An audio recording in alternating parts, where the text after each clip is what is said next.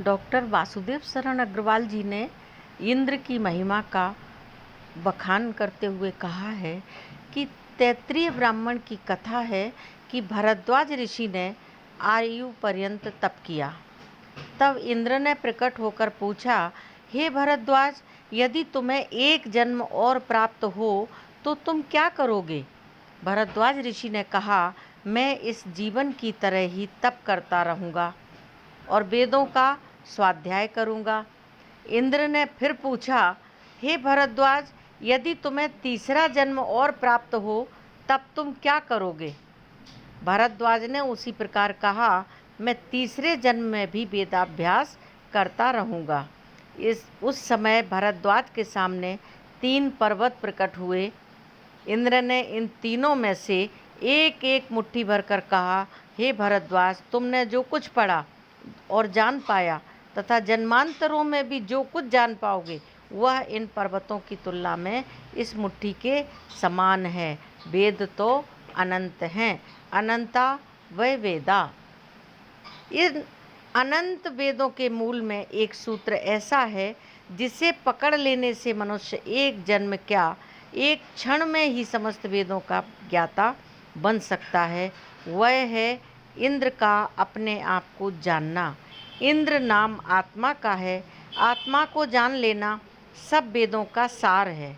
यह सबसे बड़ा धर्म है।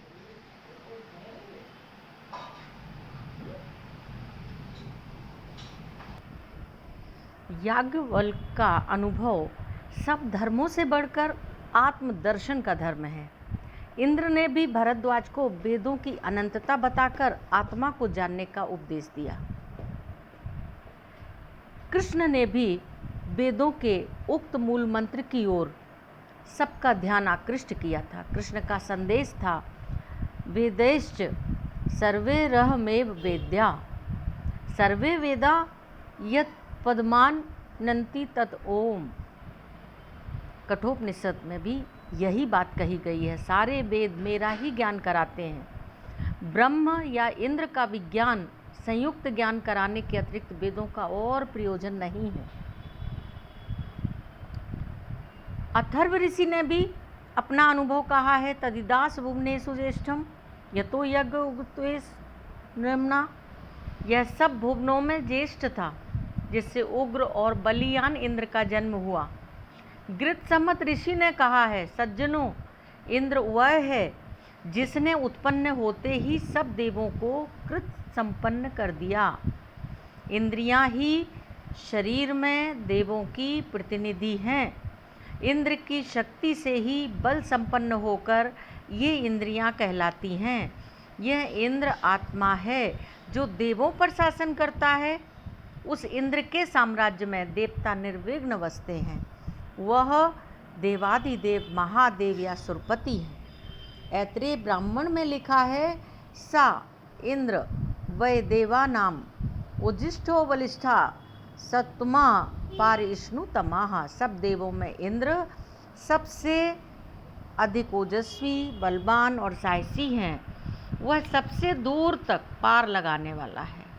तो ब्रह्मांड में आत्मा ही सबसे श्रेष्ठ और ज्येष्ठ है।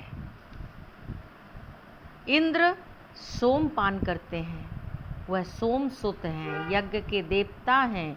यज्ञों का सोम पीते हैं। शरीरस्थ विधानों की पूर्ति एक यज्ञ है। इस देह में व्याप्त आत्म प्रक्रियाएं ही अधियज्ञ हैं। देहस्थ समस्त कर्मों के द्वारा आत्मा की ही उपासना की जाती है। आत्मा के लिए सब कर्म होते हैं। इस यज्ञ में सोम क्या है और उसका भाग इंद्र को कैसे पहुंचता है? वैदिक भाषा में ब्रह्मांड या मस्तिष्क स्वर्ग है। इंद्र की इंद्रिय शक्ति का निवास ब्रह्मांड में ही रहता है। यही सब इंद्रियों के केंद्र हैं। जहाँ से इंद्र प्राणों का संचालन करता है, बाह्य संस्पर्शों के आदान प्रदान की शक्तियाँ प्राण हैं। उनका नियंता इंद्र ब्रह्मांड या स्वर्ग का अधिपति है। वह इंद्र सोम पीकर अमृत लाभ प्राप्त करता है। यह सोम क्या है? सोम को एक बाह्य वनस्पति लता या समझते हैं। अनेक प्रकार की कल्पनाएं करते हैं किसी एक बल्ली को सोम मानकर बैठ जाना सोम के विराट अर्थ को छोटा कर देना है। सोम भौतिक रूप में एक लता भी हो, पर यह कहना कि विशुद्ध वैदिक भाषा में सोम का अर्थ बहुत व्यापक है। अन्नम वै सोमा, अन्न के पाचन से जो शक्ति उत्पन्न होती है वह भी सोम है। प्राण का नाम सोम है, रेतो वै सोमा। ब्रह्मांड या मस्तिष्क को शक्ति देने के लिए इस सोम या रेत से बढ़कर कोई दिव्य पदार्थ नहीं है। देवता अपने सोम का संवर्धन करते रहते हैं, असुर उनका पान कर जाते हैं। आयु के जिस भाग में सोम की वृद्धि हो वह शुक्ल पक्ष है, जिस भाग में क्षय उन्मुख हो वह कृष्ण पक्ष है।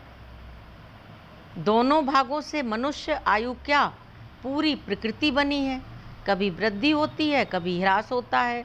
समस्त जीव जंतु पशु वनस्पति अमृत और मृत्यु के इस चक्र में पड़े हुए हैं। वह सचेतन और संज्ञान प्राण है। ऋषियों ने सोम को जीवन का मूल प्राण जानकर उसकी रक्षा और अभिवृद्धि के नाना उपदेश दिए हैं। सत्येन लभ्या तपसा येष आत्मा सम्यक ज्ञानेन ब्रह्मचर्येण नित्यम। यह आत्मा सत्य तप सम्यक ज्ञान और नित्य ब्रह्मचर्य से ही मिल सकता है। आश्रमस्थ ऋषियों ने शरीर में भी सप्तऋषि हैं ये बताया है। 7 प्राण हैं, प्राणावारिष्या।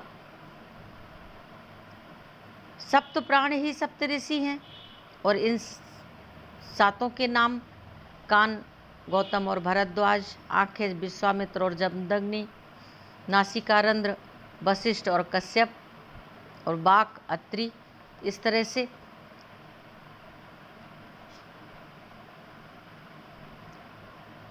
इस प्रकार से इंद्र हमारे जीवन दर्शन को ऊर्ध्वोन्मुखी बनाने के लिए एक प्रतीक रूप है। वेदों में इंद्र के सोम पीने के संबंध में अनेक सूक्त हैं। इंद्र सोम पीने के कारण अन्य देवों पर साम्राज्य करता है। पाणिनि ने इंद्र रूप आत्मा की शक्ति से शक्तिमान होने के कारण ही इंद्रियों का नाम इंद्रिय रखा है। इंद्र सत्कृतु है।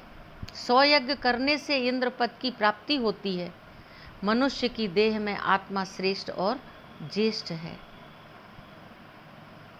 सब इंद्रियों का तेज आत्म तेज से घटकर रहता है।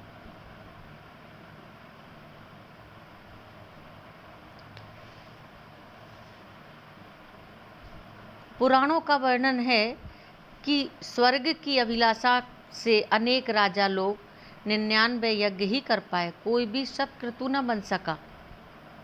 सत्क्रतु तो केवल इंद्र ही है। यह सृष्टि का अलंग विधान है कि इंद्र के अतिरिक्त कोई देव सतवीर नहीं बन सका। आध्यात्म पक्ष में इंद्र आत्मा है, सब इंद्रियों का अधिष्ठाता है। अधिभूत अर्थ में इंद्र राजा है। राज्य संचालन के अधिकार से अधिकृत अन्य कोई अधिकारी सत्क्रतु नहीं हो सकता। राष्ट्र के भीतर अन्य राष्ट्र की सृष्टि हो पाती है। इसी प्रकार इस देह में देवों की सभा है। शरीर को देव संसद देवग्राम कहा जाता है। इसके अधिपति इंद्र हैं। तो इस तरह से इंद्र का व्यापक रूप हमें वेदों में दिखाई देता है।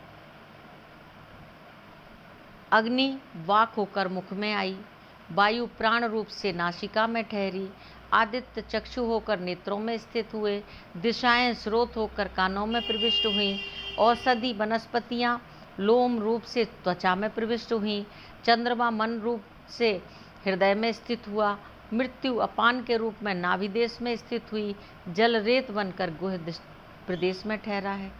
तो इस तरह से यथा ब्रह्मांडे तथा पिंडे की अवधारणा सिद्ध होती है। यह प्राण क्या है? विद्युत है। विद्युत मूल में द्वैत संपन्न है, जिसे हम ऋण और धन कहते हैं। वैदिक संकेत देखिए द्वंद्व के, धन और ऋण, पॉजिटिव नेगेटिव, पुरुष स्त्री, ब्रह्म क्षत्र, ज्ञान कर्म, ऋग यजु, अन्नाद अन्न, अमृत मर्त, सत असत, आहार रात्रि, प्राण अपान, अग्नि सोम, मित्र वरुण, गायत्री त्रुष्टुप, रथंतर बृहद, अनिरुक्त रुक्त निरुक्त। इस प्रकार ब्रह्मांड व्यापी द्वैत से विशिष्ट प्राण सब पार्थिव भौतिक पदार्थों का आदि मूल है। उस महाप्राण को ही सर्वोपरि चैतन्य मान बैठना, प्राण को ही सर्वश्रेष्ठ शक्ति वेदों में माना है। वैदिक अध्यात्म शास्त्र में प्राण के भी प्राण चैतन्य का वर्णन है, आत्म तत्व का बखान है, जिसके प्रताप से प्राण और अपान का कार्य संभव होता है। यत् प्राणेन प्राणिति येन प्राणा प्राणीयते तदेव ब्रह्म त्वं विद्धि नेदम यदिदम पासिते। सा जनास इंद्रा। गृत समद ऋषि कौन है? ऐत्रेय आरण्यक ने इस समक जो सूक्त है उसको समझने की कुंजी दी है। गृत समद प्राण का नाम है, मद नाम अपान का है। गृत समद प्राणापान का संयुक्त रूप महाप्राण है। वह स्वयं कहते हैं, मैं आत्मा या इंद्र नहीं हूँ, यद्यपि मेरी शक्ति भी अवर्णीय है, पर इंद्र मुझसे भी बड़ा है। इंद्र के पराक्रम विश्व विजित हैं। उनके प्रताप को जानने वाला पुरुष गृत समझ को इंद्र, प्राण को आत्मा समझने की भूल नहीं कर सकता। इस प्रकार स जनास इंद्रा, इंद्र को एक स्थान पर सप्तरश्मि तुबिस्मान बलवान वृषभ कहा गया है। प्राणा प्रजापति, प्रजापति की संज्ञा दी गई है। अध्यात्म विद्या के इंद्र विजयाख्य रहस्य को जानने के बाद जो आत्मविज्ञानी होता है वह सब भूतों में श्रेष्ठ ज्येष्ठ स्वराज्य संपन्न बनता है। इस तरह से इंद्र की व्याख्या हमें